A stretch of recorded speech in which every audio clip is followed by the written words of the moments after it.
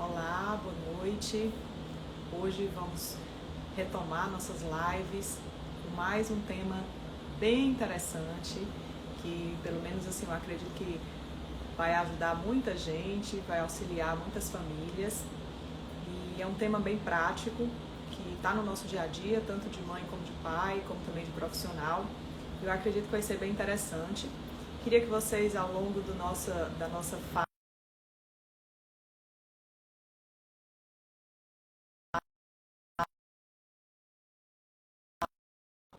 também ajudá-los na medida do possível.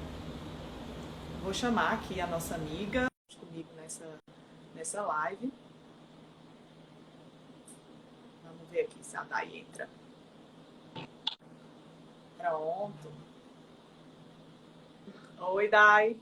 Tá me ouvindo bem? A gente não tá te vendo ainda. A gente não tá te vendo. Agora. Pronto. Tudo bom, Dai? Tudo jóia. Deixa eu apresentar essa minha amiga. E eu chamo de amiga porque a gente é amiga de verdade. A Dai é psicóloga, tá? E uma super psicóloga, sou muito fã dela. E eu acho que ela hoje aqui para compartilhar com vocês não podia ter uma pessoa melhor para trazer esse conteúdo de uma forma leve, né? E com muita prática, que é o que a Dai tem aí no dia a dia, muita experiência, muita prática, e ajudar principalmente as mães que vivenciam isso na sua rotina, no seu dia a dia, né? A questão da rotina, né?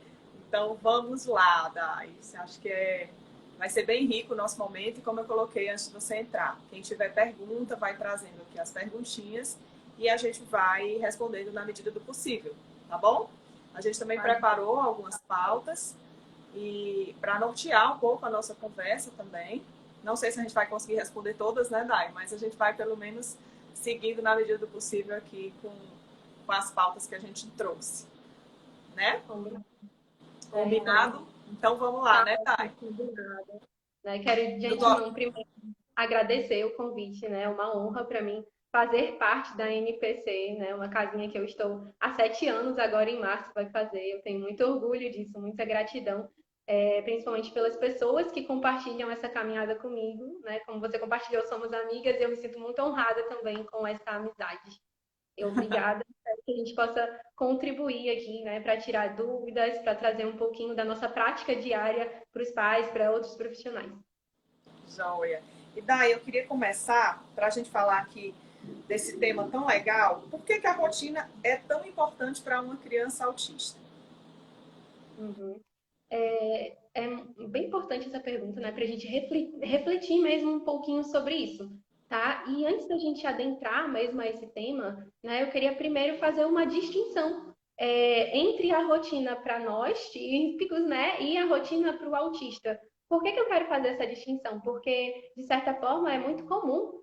Os pais chegam para mim e colocam da seguinte forma: ah, mas eu também sempre precisei de uma rotina, né? Eu também, sei lá, vou viajar de avião e eu só sento de um lado do avião. Ou eu vou para o meu trabalho, existem vários trajetos possíveis, mas eu faço sempre aquele mesmo trajeto. Ou se eu vou comer determinada comida, eu gosto de comer isso com isso, né? Então as pessoas trazem muito essa questão de que, eu também preciso de uma rotina, eu também preciso da minha agenda, né? Principalmente algumas pessoas que têm um perfil mais organizadinho, né? De, sei lá, ter a agenda do Google, de fazer uma listinha quando tem muitas atividades para fazer aquele cheque, né, de organização. Eu preciso fazer primeiro isso, depois isso. Então, assim, de certa forma, né, nós seres humanos precisamos de uma certa rotina, de uma organização para funcionar, para a gente conseguir se organizar nas nossas tarefas diárias.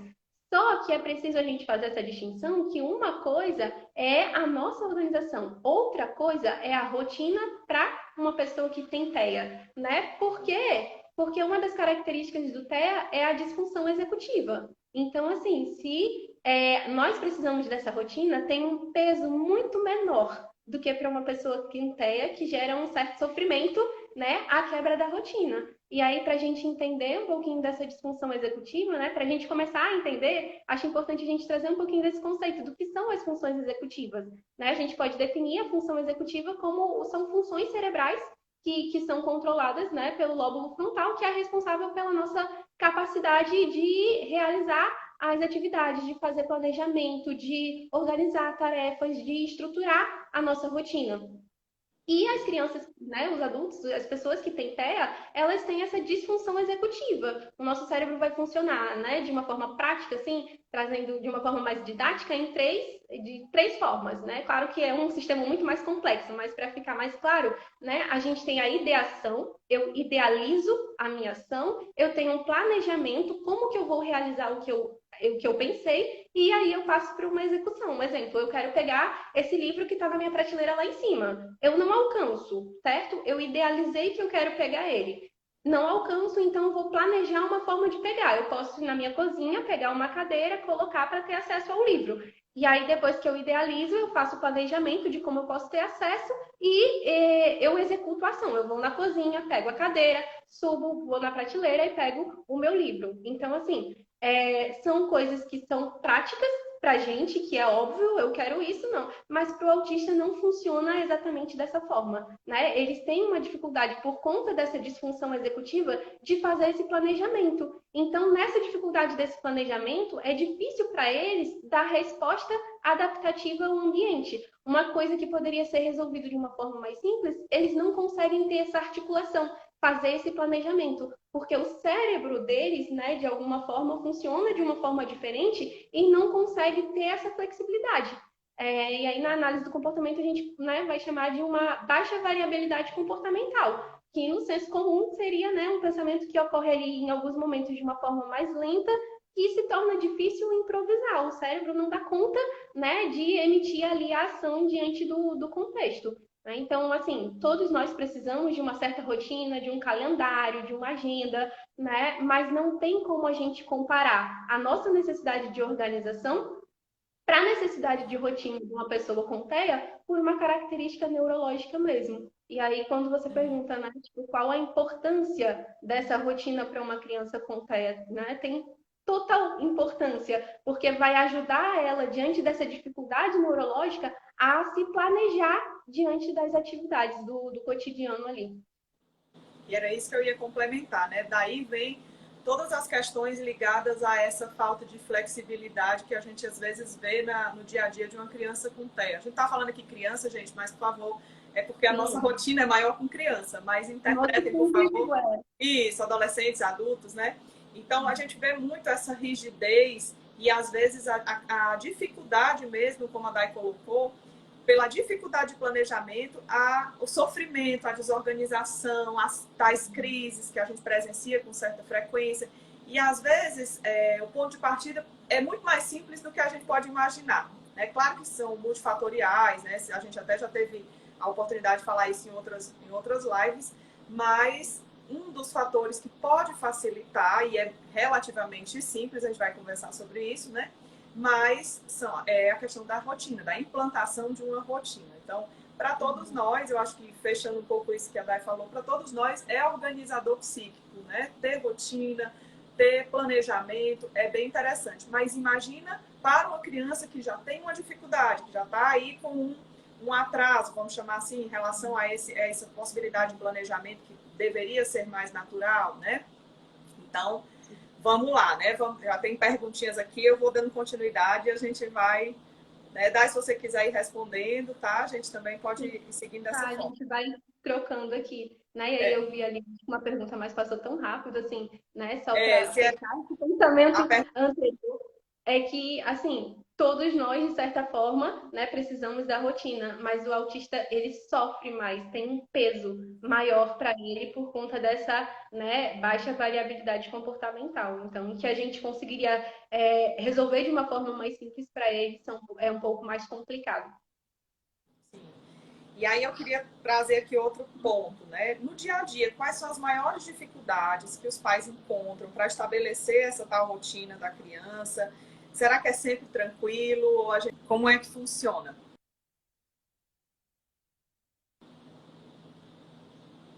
Eu acho que nunca é tranquilo, assim, né? É um processo sempre muito difícil.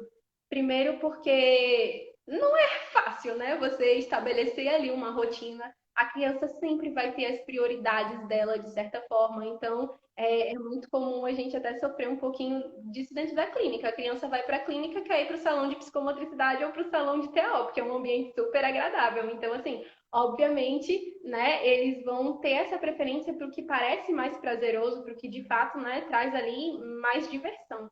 Então, criar a rotina necessária ali, fazer ir para a escola, né, desde habilidades básicas dentro de casa, de escovar dente, né, de ter hora de usar eletrônicos, tudo isso é extremamente difícil, né? Eu acho que não é uma tarefa fácil, pelo contrário, é sempre muito complicado. Eu acho que coisas que podem ajudar os pais. A primeira coisa que eu acho, né, é ter esse conhecimento científico mesmo, né? Como eu coloquei de início, que assim, é uma rigidez cognitiva e é muito associado à birra. Ah, esse menino quer fazer tudo do jeito dele. Esse menino só quer fazer isso, só quer brincar da forma dele, só quer comer se for desse jeito, só quer fazer isso, né? Então, essa necessidade de rotina muitas vezes é visto só como uma birra, né? Desse menino mimado que quer tudo do jeito dele, quando a realidade não é assim. Então, acho que a primeira coisa que os pais precisam ter, né? É esse conhecimento mesmo, buscar um conhecimento científico, buscar profissionais que façam a orientação para conseguir estruturar e ter essa consciência de que não é birra, de que não é um menino mimado, de que é uma criança que de fato tem dificuldade em apresentar variabilidade comportamental. Né? E aí, uma forma, né, não é tranquilo, mas é uma coisa que vai sendo inserida aos poucos. Eu vou fazendo do mesmo jeito, eu vou desenvolvendo regras, né? Eu vou associando. Ah, primeiro a gente escova dente, depois a gente come, né? Aquilo ali vai entrando na repetição de uma forma contínua até ser um comportamento meio automatizado. E aí acho Até que isso você exige falou também aí. muita paciência, né? Porque é um É, processo difícil que é construído ali, né? Cotidianamente, muito aos pouquinhos mesmo. isso que você falou é até interessante, porque às vezes pode passar a impressão para uma mãe de que a rotina tem que ser inserida toda de uma vez, né? Então, ele não gosta de tomar banho, ele não gosta de escovar o dente, ele não gosta de comer, de sentar para comer, e eu vou tentar fazer isso tudo ao mesmo tempo. Talvez seja muito frustrante para a família se deparar o quanto isso vai ser difícil, né, para implantar, né? A implantação disso vai ser provavelmente muito mais desafiador. Então, isso que a Dai está falando é algo muito importante. A gente precisa ir por partes, né? A gente precisa ir atingindo algumas metas, buscando essas estratégias com as famílias, até que aquilo ali esteja sedimentado e a gente possa passar para um outro desafio. Porque a gente entende que não é só um desafio, não é só, não gosto de dormir, não gosto de parar de brincar para ir para a escola. Né? Então, tem a história do uso dos eletrônicos, que é sempre um grande desafio, né? Tanto para a criança típica como não. Então, todos esses fatores não dá, é quase impossível a gente tentar implantar tudo de uma vez. Então, se você é pai e mãe, está assistindo a gente agora, a primeira coisa é acalmar o coração. Tem tempo e tem método para se fazer isso. Né? Não dá para fazer tudo de uma vez só, porque realmente vai ser bem frustrante. A sensação de fracasso que vai vir para a família é muito ruim. E aí a mãe diz, eu já tentei e não deu nada certo. Calma, não é assim, né? Então aqui tem gente já perguntando dicas, né? E aí, na prática, como é que a gente pode fazer isso? Já tem gente aqui perguntando isso, né? Daí você quer dar algumas dicas? Quer antecipar isso? Uhum. Eu acho que, assim, uma dica que a gente sempre usa é o quadro de rotina. Gente, funciona muito bem, né? É como agenda pra gente, mas principalmente feito de forma visual, já que a maioria dos autistas, né, tem esse perfil, essa necessidade de imagens, e aí é construir um quadro de rotinas mesmo, né? Como a Clarissa falou, a gente vai eleger o que é prioridade. Né? Não adianta eu chegar lá com um quadro de rotina com 50 fotos e a partir de hoje vai ser isso, isso, isso. Né? Mas eu sempre começo. Acho que para estabelecer a rotina é importante que a criança entenda o que está sendo esperado dela, entenda o ambiente que ela vai. E o quadro de rotina tem essa função, né? Eu sei que é uma coisa chata de fazer, as mães odeiam, os ateus também, porque dá um trabalho danado, né? Você tem que ficar ali batendo foto da criança, fazendo o registro, deixar um padrão igualzinho, né? Para ajudar. Só que depois desse trabalho inicial, eu acho que a gente colhe frutos muito bacana, né, do quadro de rotina, porque eu consigo dar para a criança um pouquinho de previsibilidade. Então, eu vou construindo ali com ela, olha, você acorda, o que que a gente precisa fazer? Tomar banho, escovar dente para comer e ir para a escola, né? Então eu vou montar ali rotinas mínimas inicialmente e gradativamente eu vou ampliando aquilo, mostrando o ambiente que ela vai, o que que ela vai fazer naquele ambiente, de certa forma, né? A previsibilidade do quadro de rotina ajuda muito a construir com a criança essa rotina. E aí uma pergunta que passou lá no início, que tem a ver com isso, eu estou retomando ela aqui, se é melhor o quadro de rotina horizontal ou vertical? Se existe alguma diferença técnica para usar um ou outro, ou tanto faz? Como é que seria? Particularmente, eu prefiro, né, ele em uma posição que fique mais espaçado para a criança. Então, como a gente geralmente, né, coloca para a criança, a posição horizontal tende a caber mais fotos, a ficar mais claro. Não é uma via de regra, né? Eu acho que o principal é a gente saber conhecer o perfil da criança e ver o que ela precisa. Então, eu adequo o quadro de rotina muito mais ao perfil da criança, certo? Se é uma criança A pequena, altura, né? Por exemplo, a a altura dos altura, olhos, né? Tudo tem a o ver. O tamanho das vertical, fotos, e sim, o vertical tem a exatamente. ver talvez com a criança maior, mais velha, ela consiga enxergar de uma forma maior, né? E o Sim. horizontal, ele vai dar essa possibilidade da criança menorzinha enxergar na linha, na sequência lógica, né? Uhum, Deixa eu ver aqui, tem outra exatamente. pessoa. Eu acho que é preciso ter muito cuidado também com a quantidade de informações, sabe? Às vezes eu vejo um quadro de rotina que eu fico desorganizada só de ver, assim, são muitas fotos, uma de cada tamanho, e aí fica uma loucura. Eu fico, gente, se a ideia já é organizar a criança, esse excesso de estímulo tende a desorganizar totalmente. Então, Para assim, escolher desorganizar. o que é prioridade, né? E organizar ali de uma forma que fique clara e coesa para aquela criança. E tem uma pessoa que está perguntando aqui se. Aqui, vamos lá, vou pegar a pergunta direitinho. O quadro de rotina precisa ser com fotos, necessariamente. Ela é mediadora, tá? De um autista, é a Natinha Marques.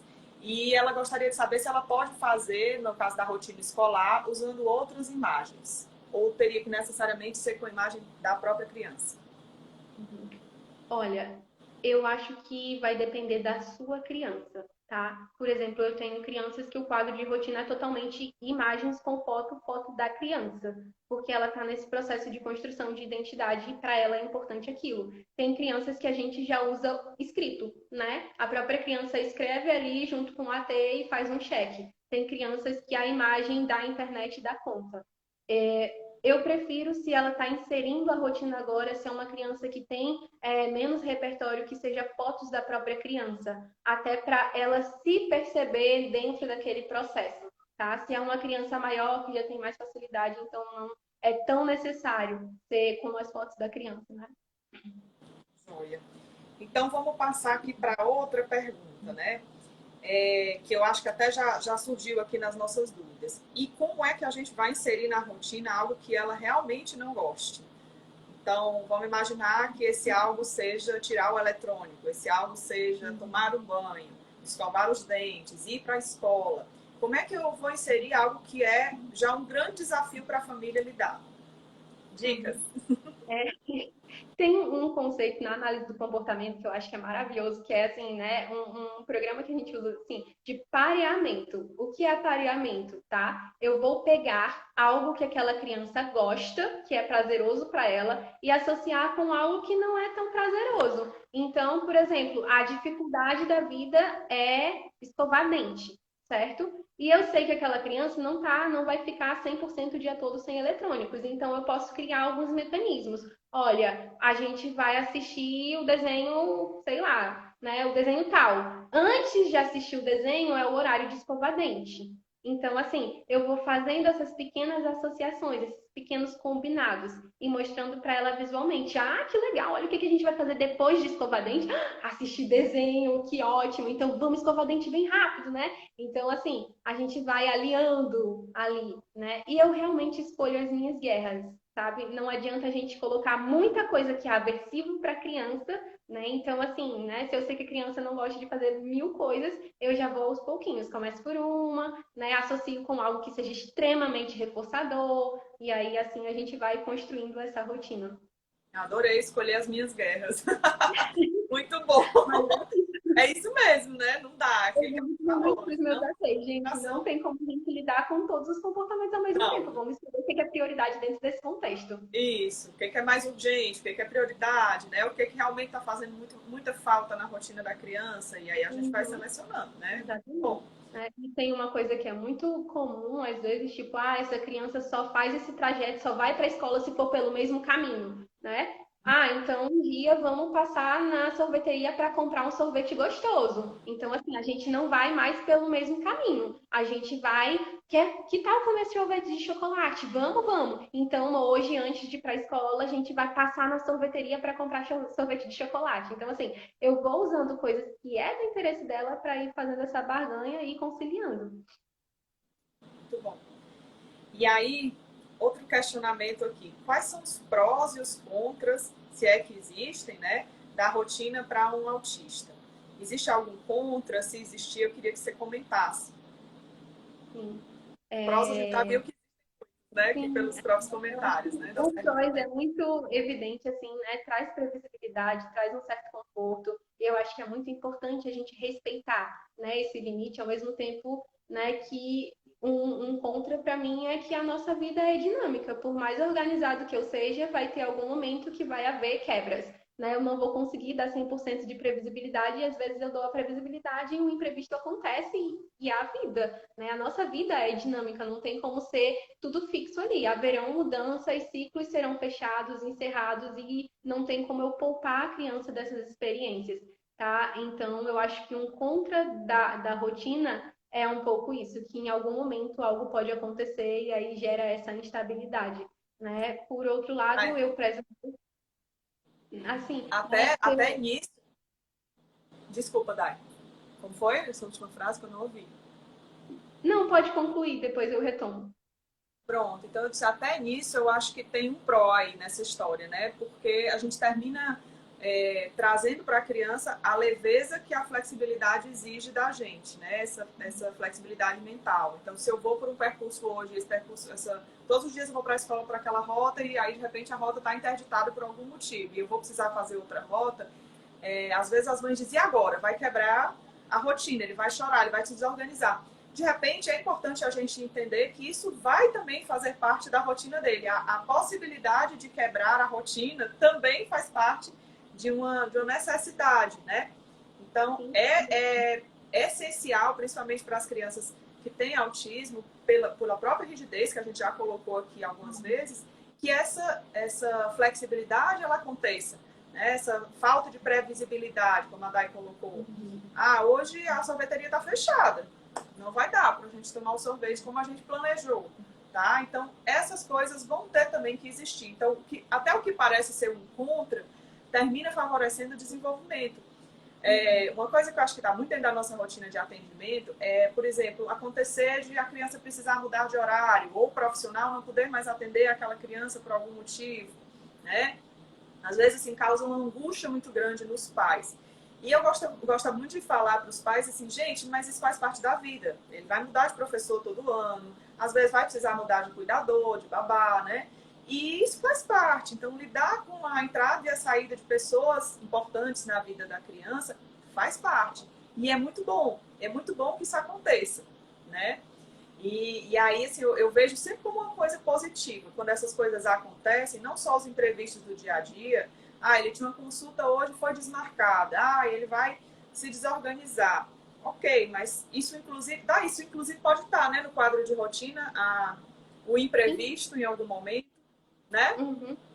É difícil inserir totalmente no quadro de rotina, mas uma das coisas que eu ia complementar era justamente isso, assim, né? Eu preciso respeitar aquela característica, aquela necessidade de rotina, mas é uma meta terapêutica também ampliar o repertório comportamental, né? Eu preciso ensinar essa criança a lidar com os improvisos, com os imprevistos, obviamente respeitando, né? Não é que eu vou chegar hoje, vou mudar a estratégia e vou acabar a rotina, não. Essa mudança, essa variação comportamental é feita de uma forma completamente estruturada. Então, se eu estou trabalhando determinado comportamento, né, que é muito rígido, é uma criança que só brinca de X forma, não aceita, né? Então, assim, existem estratégias comportamentais que a gente vai usar de acordo com o perfil daquela criança. Isso é muito individualizado, né? De acordo com a meta daquela criança, né? E tá no plano de intervenção, eu trabalho com ABA, né? A gente coloca muitas vezes ampliar o repertório comportamental, que é exatamente isso, ensinar a criança respostas adaptativas ao ambiente, né? Diante do imprevisto. E aí, o que a gente vai fazer com isso? Tá? E eu posso treinar antes, fazer ensaios comportamentais e gradativamente expondo de fato a própria experiência para ver a reação dessa criança, né? É um processo que precisa ser muito bem estruturado, conversado com a família e com os outros profissionais também. A Natinha está perguntando aqui também, né? Se como é que ela vai conseguir diferenciar quando é que é birra para não fazer determinada coisa da rotina, ou se é algo que está incomodando ela naquela rotina e alimentando essa. E aí ela não estaria, no caso, eu entendo que assim a pergunta, né, Natinha? Assim, ela não estaria alimentando uma birra caso fosse algo que não estivesse ligado à birra, né? Como é que ela vai diferenciar isso? Teria como a gente diferenciar isso? Sim, eu acho que o principal é conhecer a criança, sabe? Eu acho que aos poucos a gente vai conseguindo identificar o que é choro de birra e o que é choro de uma crise, né? A própria forma de chorar, né? Geralmente é birra quando a criança quer acesso a alguma coisa, né? Então, eu acho que isso acaba sendo um critério muito fácil, né? Ela tá chorando porque ela tá querendo acesso a algum objeto, a algo tangível, né? E às vezes ela começa por isso, mas acaba virando uma crise porque a criança se desorganiza, né? Então é possível um pouquinho das duas coisas. Eu acho que o principal é conhecer aquela criança, entender um pouquinho desse choro, tá? Acho que é mais ou menos por aí. Joia. Tem alguma dica específica, Dai? Também uma pergunta que surgiu aqui para as ATs das escolas, né, ou as próprias professoras que lidam diretamente com a criança com TEA em sala de aula. Tem alguma dica interessante que seja específico para isso? Eu acho que o quadro de rotina funciona muito bem na escola também. É óbvio que, sei lá, minha criança vai preferir estar no parquinho do que estar fazendo atividades de português, de leitura, interpretação, né? Então, eu posso construir com ela da previsibilidade. Eu entendo que você quer determinada coisa, né? Tá no parquinho, mas agora é hora disso. Então, eu vou construindo com ela ali uma rotina. Primeiro, aula de português, a gente vai fazer as atividades, depois a gente vai pintar, depois a gente vai lanchar no parquinho. Então, assim, mostrar isso visualmente para a criança e construir com ela o que ela vai fazer ao decorrer do dia. Eu acho que uma coisa que funciona muito, que eu sempre oriento também, é construir junto com a criança. Às vezes a gente só delega as funções. Você vai fazer isso e depois isso, né? Então, assim, se o último é o parquinho, pergunta, dá a opção para ela construir isso com você, né? Você quer brincar no parquinho ou quer ir para a quadra, né? Tornar a criança um agente ativo dessa escolha também. Vai facilitando. Uhum. Deixa eu ver aqui, tem outra pergunta. Como funciona a ligação da escola com o tratamento? Acho que foge um pouquinho, mas acho que é interessante comentar, né? Já que a gente está falando bastante de escola, eu acho que posso responder, né, Dai? Com Então, assim, certeza. gente, a escola, ela é parte essencial da vida da maioria das crianças, né? Desde a partir do momento que a criança é inserida no universo escolar, aquilo passa a ser algo, parte daquela rotina e parte muito importante. Afinal de contas, a criança passa meio período do dia na escola. Então, a escola ela passa a ser realmente algo, um divisor de águas na vida das crianças, né? Então, não sei se a pergunta está ligada a isso, mas eu vou entrar um pouquinho nesse tema. Então, é super importante que a gente esteja alinhado, a gente que eu estou falando, nós terapeutas e até a própria família também, esteja alinhado com a forma que a escola está intervindo com a criança, tá? E vice-versa, obviamente, né? Então, é muito importante que a escola entenda um pouco o perfil dessa criança antes de receber, de que forma essa criança responde melhor, de que forma eu posso estimular melhor essa criança, se ela é mais visual, se ela é mais auditiva, como é que ela responde aos estímulos, se ela tem alguma dificuldade a algum tipo específico de estímulo. Então, são muitos detalhes bem específicos, assim como qualquer criança, a criança atípica, a criança com autismo, ela também vai apresentar peculiaridades. E nada mais importante do que a gente conhecer a fundo que peculiaridades são essas, que detalhes são esses, e como eu, enquanto escola, posso contribuir para melhorar o desempenho daquela criança o máximo possível. Então, assim, essas dicas que a Dai está dando são importantes para casa, para o tratamento, para a intervenção, mas também são importantes para a escola, tá? Então, não sei se ficou claro, mas acho que é bom ressaltar que é sim possível e é muito importante que a criança tenha seu quadro de rotina na escola.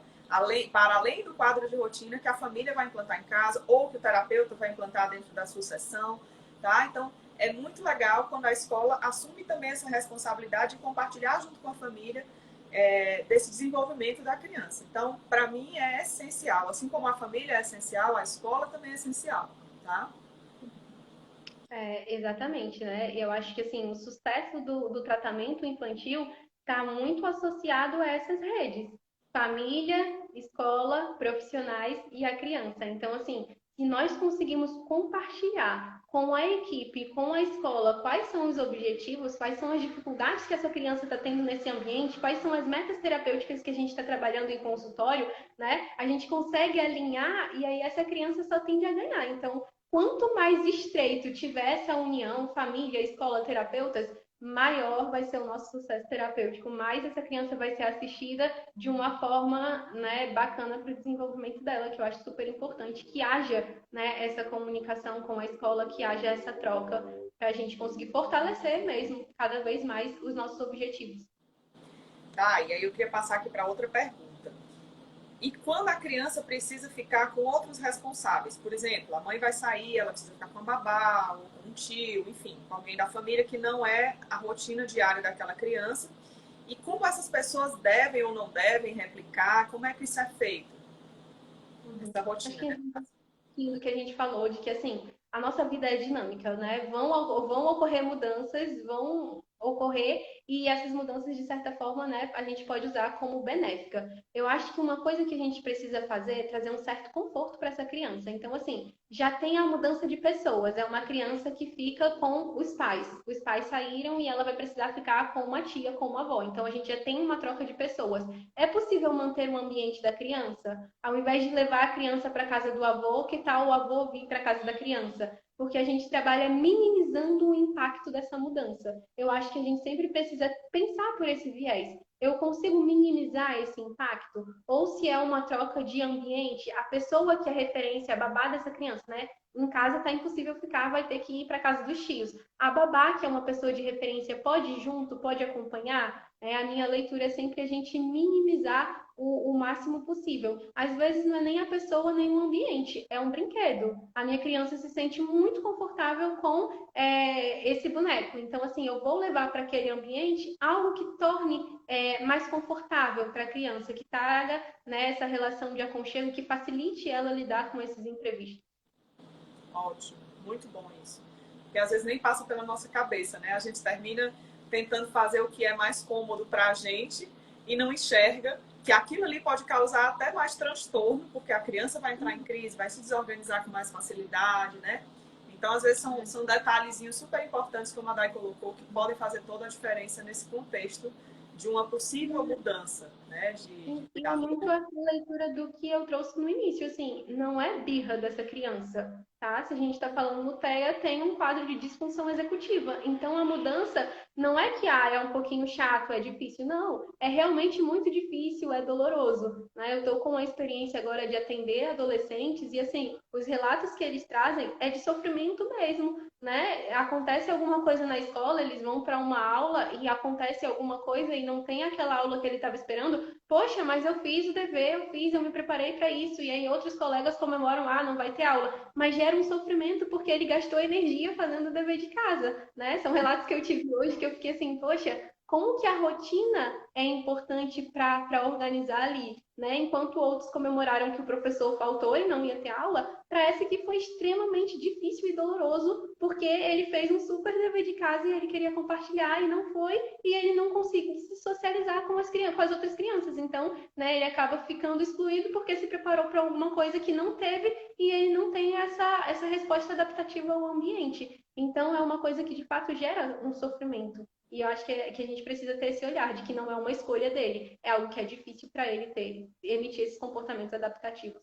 E para muitos de nós, né, também, várias situações que a gente vivencia são extremamente frustrantes quando saem do nosso planejamento. Só que, claro, pelo nosso repertório social, pelo nosso repertório, que é, obviamente, muito maior, até pela nossa idade, pela nossa condição, E isso faz com que a gente rapidamente, ok, vamos para a próxima. Mas assim, dizer que é fácil, não é fácil, né? Não é fácil para as pessoas típicas e imagine para as pessoas que não têm isso com tanta facilidade, né? Então, é um ponto. Mais outra perguntinha aqui, e aí eu vou passar aqui para as perguntas que as pessoas estão fazendo, né?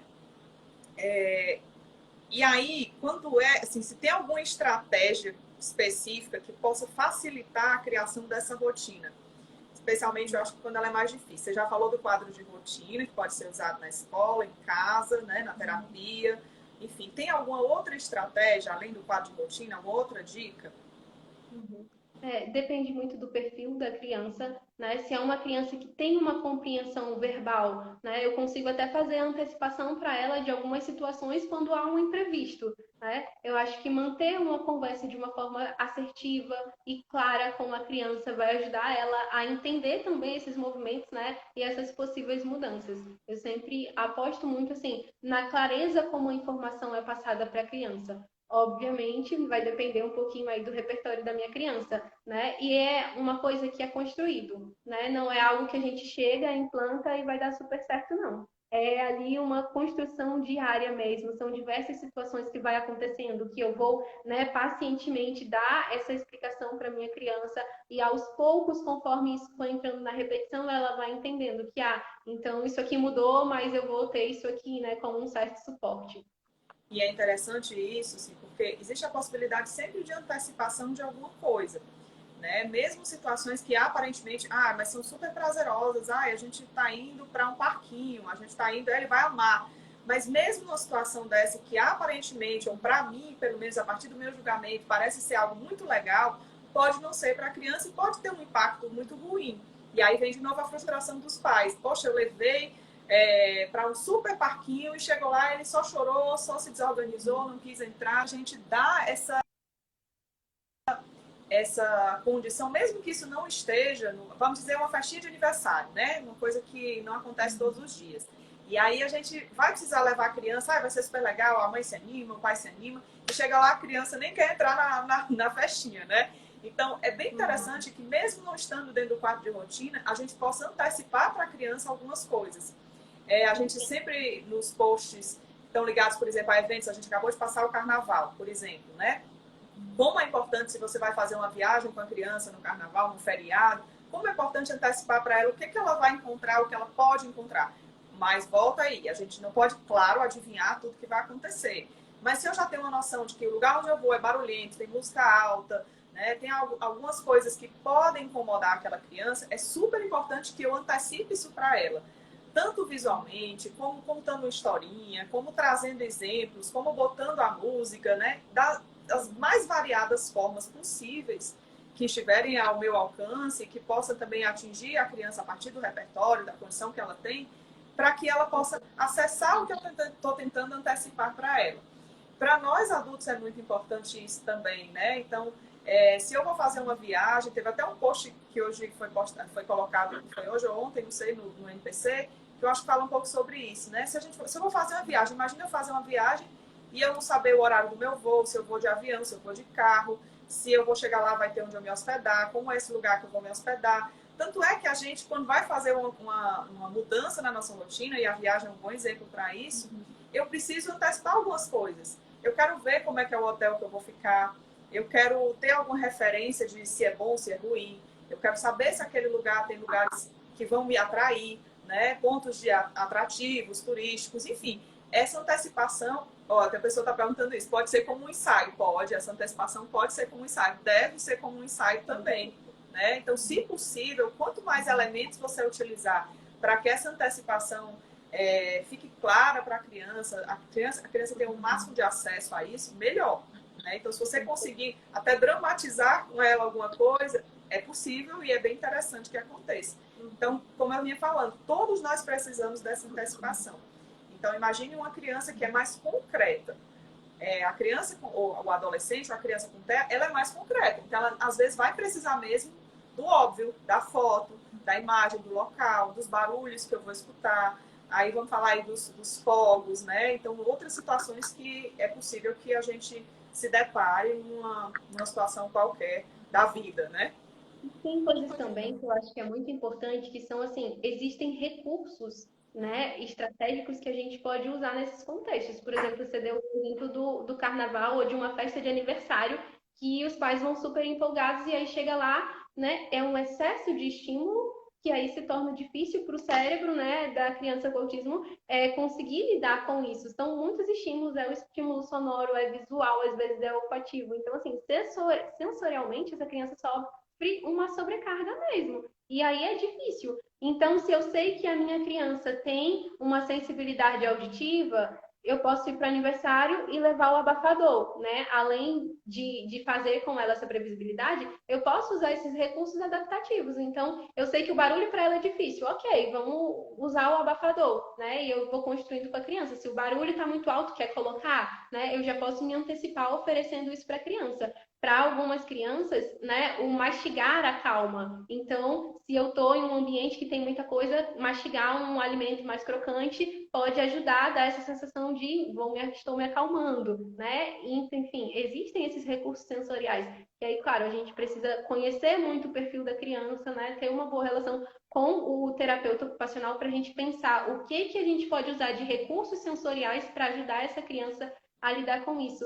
E aí teve a pergunta aqui sobre o ensaio, né? Isso pode ser feito, a Clarissa respondeu, né? E existem, assim, estratégias para chegar no ensaio, né? A Clarissa estava falando aqui da viagem, eu fico imaginando, se eu vou para um lugar, eu pesquiso o clima para saber que roupa eu vou levar, né? Então, assim, eu posso trabalhar isso com a minha criança antes. Antes de chegar no ensaio, geralmente a gente trabalha muito com histórias sociais.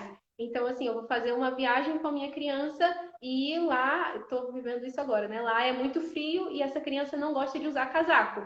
Então, a gente está trabalhando histórias sociais, ensinando para a criança quais são os climas, né? Os principais, verão e inverno. Então, no verão, né, roupinhas de verão. E aí isso está sendo construído com ela através de histórias sociais. E aí agora a gente está inserindo o frio. Então tem a sensação de frio, de brincar com o gelo, né? O lugar que ela vai neva. E aí a gente está trabalhando com imagens mesmo, fazendo essa construção. E aí tornando, né, agradável. Tipo, bota a mão no gelo. Tá muito frio, agora esquenta. E aí enrola a mãozinha na toalha. Que gostoso. Então, assim, né, antes de chegar propriamente nesse ensaio de exposição, a gente fez com histórias sociais, com imagens, né? São estratégias que a gente vai construindo de acordo com o perfil da criança para que a gente não gere um impacto. A gente vai construindo com ela de uma forma agradável a aceitação, né, dessa exposição.